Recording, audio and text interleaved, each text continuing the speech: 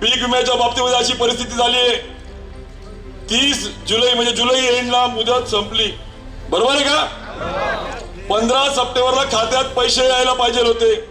काल 15 सप्टेंबर गेला परवा, पण अजून महसूल मंडळ कोणते पात्र कोणते अपात्र, अजून त्यांना नवीन महसूल मंडळ डिक्लेअर करेत, कोणता लेणार कोणता नाही लेणार. अक्षरशः 55,000 शेतकरी, 75,000 हेक्टरचा केळीचा शेतकरी आस लावून बसलाय. कोणीतरी बोलेल, चला माईचा लाल शेतकऱ्याचा लाल बोलेल, पण हे 11 आमदार, 3 मंत्री, 3 खासदार एक त्याबद्दल ब्र शब्द बोलायला तयार नाही.